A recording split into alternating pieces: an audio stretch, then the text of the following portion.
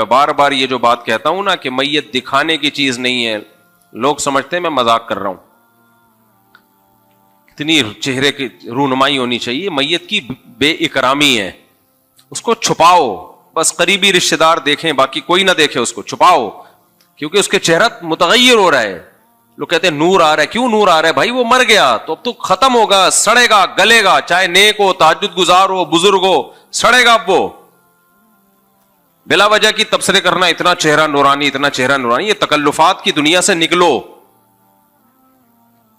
ہمیں نہیں یاد پڑتا صحابہ کرام میں کسی کی موت ہوتی تھی تو وہ دیکھ کے کہتے تھے کتنا چہرہ نورانی، کتنا چہرہ نورانی. یہ سب یہ فضول باتیں ہیں. عمل اچھا ہے تو چہرہ بے شک ظلمانی ہو، نورانی نہ بھی ہو تو بہت اچھا ہے. اور اگر عمل صحیح نہیں ہے تو جیسی بھی نور کی کرنیں نکل رہی ہوں کسی کام کی کرنیں نہیں ہے وہ. تو اس لیے موت کے بعد انسان کے چہرے پہ رونق ختم ہوتی ہے. دیکھو موت نیند کی بہن ہے. آپ سوتے ہو تو آپ چاہتے ہو کہ لوگ مجھے دیکھیں، تبھی بہت سے لوگ سوتے ہوئے منہ پہ کپڑا ڈال دیتے ہیں تاکہ ہمارا منہ نظر نہ آئے. کہیں کوئی رشتہ دیکھنے کے لیے جائے، لڑکی سو رہی ہو تو لڑکی کے ماں باپ آپ کو دکھائیں گے اپنی بیٹی ہے بھائی؟ وہ کہیں گے نہیں بڑا نورانی چہرہ ہے دیکھ لو. جتنا بھی نورانی چہرہ ہو سوتے ہوئے پہ رونق ختم ہو جاتی ہے. بلکہ اس کو اٹھائیں گے، تمہارے رشتے والے آئے ہیں تمہیں دیکھنے کے لیے، اٹھو اور اٹھتے ہی بیٹھ نہ جاؤ بلکہ اس نیند کے اثرات ختم کرو. پہلے جا کے منہ دھو اچھی طرح، اور منہ دھونے سے بھی وہ چہرے کی نحوست ختم نہیں ہوتی ہے بلکہ تھوڑا سا گہری نیند ہوئی ہے تو منہ دھو کے کوئی چائے وائے پی لو، کچھ کھا پی لو. کھانے پینے کے بعد جب بلڈ صحیح طرح سرکولیٹ کرنا شروع کرتا ہے پھر چہرے کی رونق بحال ہوتی ہے. دیکھو ہم جب صبح اٹھتے ہیں ایسے ہی تھوڑی منہ اٹھا کے آفس چلے جاتے ہیں، منہ دھوتے ہیں پھر نماز پڑھتے ہیں، اس کے بعد بھی تھوڑی تھوڑی رونق آنا شروع ہوتی ہے. جب فل رونق جب آتی ہے جب ناشتہ کر لے آدمی یا کوئی ایک آدھ کچھ چیز کھا لے تو اس کے بعد صحیح فٹ فاٹ ہو جاتا ہے، پھر چہرہ بحال ہوتا ہے. پھر یوں ہاں اب جو ملنے آئے اب آپ ملاقات کے سلسلے میں حاضر ہو سکتے ہیں. اس سے پہلے چہرے پہ ایک عجیب بے رونقی سی ہوتی ہے، کوئی بھی نہیں چاہتا کہ لوگ مجھے دیکھیں. تو نیند تو کم درجے کی موت ہے، اس میں جب کوئی نہیں چاہتا کہ لوگ مجھے دیکھیں تو جو سچی مچی کی موت ہوگی اس سے تو چہرے کی رونق بالکل ختم ہو جاتی ہے. اس میں کوئی چاہے گا کہ لوگ میری زیارت کریں؟ اس کو دیکھیں گے لوگ، ایک دل میں کراہت آئے گی تو وہ ہمیشہ دل میں کراہت یاد رہتی ہے کہ یہ کیسے کیا لگ رہے تھے یہ. اس لیے اسلام نے حکم دیا اس کی عزت اس میں ہے کہ اس کے چہرے کو چھپا دیا جائے اور جلد سے جلد اس کو قبر میں پہنچاؤ کیونکہ اس کا چہرہ کیا ہو رہا ہے، اب تبدیل ہو رہا ہے.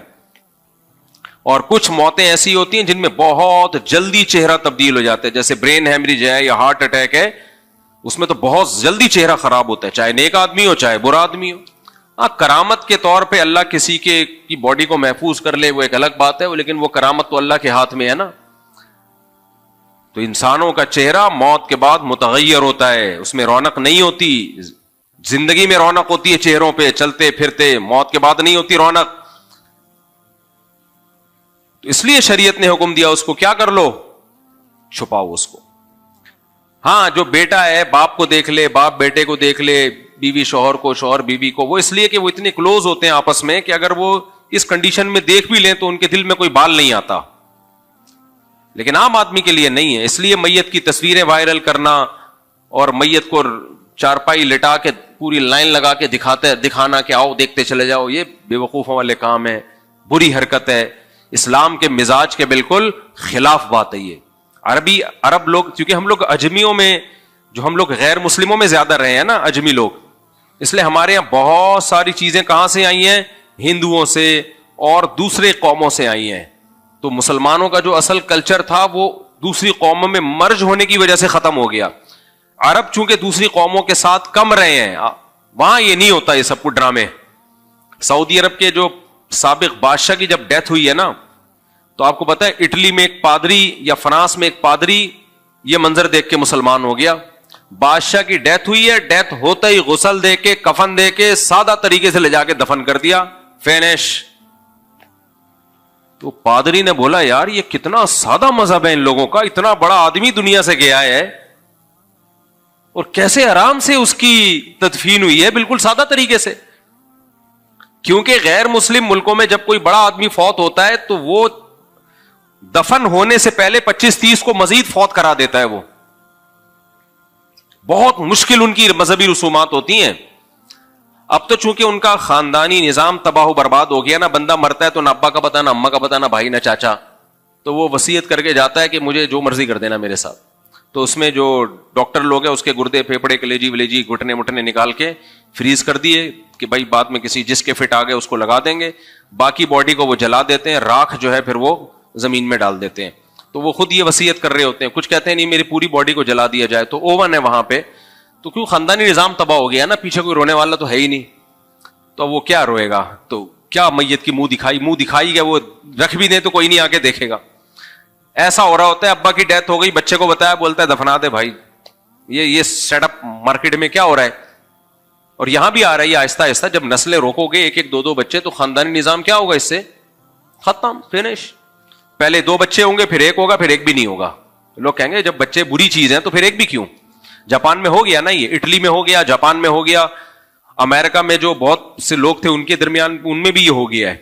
تو اب اس کا نتیجہ نکل رہا ہے کہ گورنمنٹ جو ہے وہ پیسے دے دے کے کہہ رہی ہے بھائی بچے پیدا کرو. وہ لوگ کہتے ہیں جاؤ, تو پاگل نہیں, ہم بچے پیدا کریں گے, لائف میں انجوائے کرنے دو. کیونکہ انہوں نے ایک دفعہ ان کے دماغ میں یہ ڈال دیا کہ یہ بچہ نعمت نہیں ہے, یہ بوجھ ہے.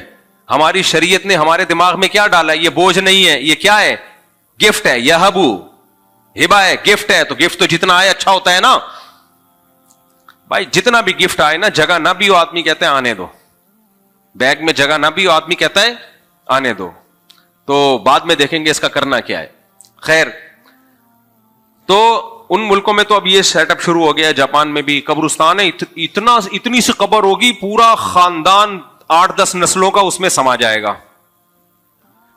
وہ پردادی کی راکھ ہے, یہ نانی کی راکھ ہے, ایک بوتل میں آتی ہے, ڈھکن میں آ جائے گی. اب اور جب مزید سائنس ترقی کرے گی نا, تو ابھی پوری انسان کی راکھ ایک بوتل میں آ رہی ہے. سائنس جب جاپان میں مزید سائنس ترقی کرے گی تو پوری راکھ ایک ڈھکن میں آ جائے گی.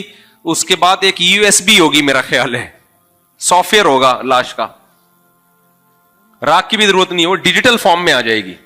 نمبر ہوں گے, آپ کے دادا کا نمبر ہے 0132, یہ آپ کے دادا ہیں. کہاں ہیں یہ, بس ڈیجیٹل فارم میں ہے. یہ دعائے مغفرت کرنی ہے, یا اللہ 0132 کی مغفرت فرما. ٹھیک, یہ ڈیجیٹل فارم. ہمارے اب تک پورا مردہ ہوتا ہے, جمشید, غفار, جو بھی اللہ سب کی زندگی دے, لیکن جو مر چکے ہیں ان جمشید کی بات کر رہا ہوں. پورا باقاعدہ پراپر A to Z, سر سے لے کے پاؤں تک پورا باقاعدہ مردہ ہوتا ہے, سارے پرزوں کے ساتھ.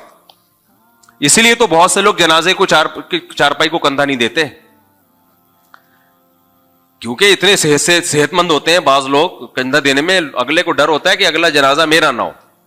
ایک بھاری بھرکم آدمی کا انتقال ہو گیا نا, تو اس لوگوں نے کہا, اس کے بچوں نے کہا بھائی کندھا دو. لوگوں نے کہا ہم نے تھوڑی مارا ہے بھائی, تو اس لیے کہ وہ اٹھانے میں بڑی ٹینشن ہو رہی تھی. تو کہاں سے کہاں بات چلی جاتی ہے دیکھو یار. ہاں نہیں آ رہا ہوں, اس طرف آ رہا ہوں. یہ بہت پیچھے چلے گئے آپ تھوڑا سا. ہاں میں یہ عرض کر رہا تھا ہاں میں یاد آیا مجھے. تو غیر مسلموں کے ہاتھ تو میت کی رونمائی اس لیے ختم ہو گئی, خاندانی نظام ہی تباہ ہو گیا. لیکن ان میں جو فیملی والے لوگ ہیں نا, ان کے یہاں پھر بہت مشکل ہے بھائی. میرا دل چاہتا میں ولاگ بناؤں کہ یار ان کی میت کی رسومات دیکھو, 2 3 ہفتے, ایک مہینہ. اور اگر کوئی وزیر یا رائل فیملی کا کوئی بندہ, ابھی وہ جو برطانیہ کی ملکہ فوت ہوئی تھی, اس کی ڈیتھ جب ہوئی ہے تو کتنے مہینے بعد اس کو دفن کیا ہے. اتنا لمبا ان کی میتوں کا پروٹوکول ہوتا ہے. انسان کہتا ہے اللہ تیرا کتنا فضل ہو گیا, تو نے ہمیں اسلام دیا. اور ٹھیک ٹھاک خرچہ ہوتا ہے. جو کرسچن, جو مسیحی لوگوں میں جو فیملی والے لوگ ہیں, خاندانی لوگ ہیں, بڑی فیملی ہیں, لاکھوں روپے میت کی تدفین پہ خرچہ ہوتا ہے. جب مر گئے تو پھر اس کو سوٹ بوٹ ٹائی, اور تابوت بھی مہنگا والا ہوتا ہے, ٹھیک ٹھاک مہنگا تابوت. پھر اس کو لا کے رکھا جائے گا, پھر وہ قافلے آئیں گے, پھر یہ ہوگا, پھر وہ ہوگا, پتہ نہیں کیا کچھ. پادری آئے گا, پھر وہ پڑھتا رہے گا کچھ نہ کچھ. 1 سے 1.5 ہفتہ تو کم از کم لگے گا. پھر اس کے فضائل پہ کانفرنس منعقد کی جائے گی کہ یہ کیا کیا کرتے تھے, کیا کیا ان کی کارگزاریاں تھیں. اس کے بعد جا کے اس کو پروٹوکول کے ساتھ دفن کیا جائے گا. اسلام نے ان سب چیزوں کو ناجائز قرار دے دیا. کیا قرار دے دیا؟ ناجائز. اور ہمیں حکم دیا کہ جب کسی کی ڈیتھ ہو فوراً اس کو دفنا دو, اور دفنانے کے لیے کوئی سوٹ بوٹ کی ضرورت نہیں ہے, کوئی 3 پیس سوٹ شلوار قمیض, نہ یہ زندوں کے لیے ہے. مردے کے لیے کیا ہے؟ مرد ہے تو 3 چادریں, عورت ہے تو 5 چادریں, بس اس میں پردہ زیادہ ہے. 5 چادروں میں, اس کے لیے سفید ہونا بھی ضروری نہیں, بہتر ہے سفید ہو, کسی بھی کلر کی مل جائے, چادر ہو, سلا ہوا کپڑا نہیں ہوگا. آسان رکھا نا اس کو, اور فوراً دفناؤ, فوراً سے پہلے. ہاں یقین ہو کہ مر گیا ہے, ایسا نہ ہو ابھی پتہ ہی نہ ہو, سو رہا ہو اور آپ نے اٹھا کے دفنا دیا, بعد میں وہ نکل کے آیا, آپ کہہ رہے میں سمجھا تو مر گیا ہے. کیونکہ 2 واقعات میرے علم میں ہیں کہ وہ مرا نہیں تھا اور لوگوں نے سمجھا کہ مر گیا ہے. ایک واقعہ تو میں بھول گیا, لیکن دوسرے کی تفصیل مجھے یاد ہے, وہ تو ہمارے سامنے کا ہے. ہمارے ایک دوست کی, یہ میں نے پہلے بھی بیان میں بتایا ہے, ہمارے ایک دوست کی ساس صاحبہ کی ڈیتھ ہوئی.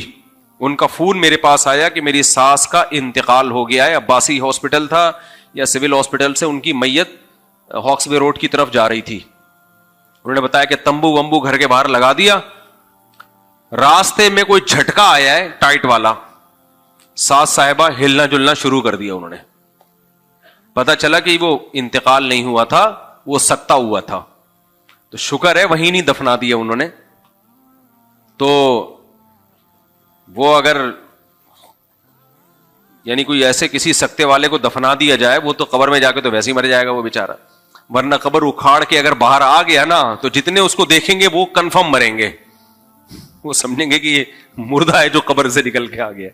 خیر جی, تو جب یقین ہو جائے کہ یہ اس کی موت واقع ہو گئی ہے, یقین ہو جائے, تو کتنا آسان رکھا ہے شریعت نے, کتنا آسان رکھا. دیکھو یار بات موضوع ہٹ تو رہا ہے, لیکن بار بار نا ایک بات آتی ہے کہ ہمارا دیندار طبقہ کدھر کو جا رہا ہے. جتنا اسلام میں سادگی ہے اتنا ہی مذہبی طبقے نے مذہبی رسومات ایسی نکال لی ہیں کہ سادگی تو کہیں نظر ہی نہیں آتی. ربیع الاول میں دیکھ لو, کہیں سے لگتا ہے کہ سادگی ہے اسلام میں. کیسی رسومات ہونی ہے ربیع الاول میں, بتیاں اور یہ اور وہ, جی مذہب کے نام پہ. محرم میں دیکھ لو, کہیں سے نظر آتی ہے سادگی. کتنا آسان رکھا ہے اسلام نے. فوکس کیا ہے بھائی مذہبی رسومات کیسی ہوں گی؟ سادہ ہوں گی. مسجدیں دیکھ لو, نبی کریم صلی اللہ علیہ وسلم کے دور میں, آج مسجدوں میں جاؤ آدمی کہتا ہے پتہ نہیں مسجد میں آیا ہوں یا کسی رائل فیملی کے جو ہے نا کسی کے محل میں آ گیا ہوں میں. اسلام میں مسجدوں میں دیکھو, عیسائیوں کے چرچوں میں ڈیسک ہوتے ہیں, مسلمانوں کی مسجدیں ہمیشہ سے زمین پہ بیٹھو. یہ سادگی ہے یا نہیں ہے؟ تبھی تو میں کہتا ہوں یہ کرسیوں کے رواج جو معذور ہیں وہ تو ایک الگ بات ہے, لیکن جس تیزی سے کرسی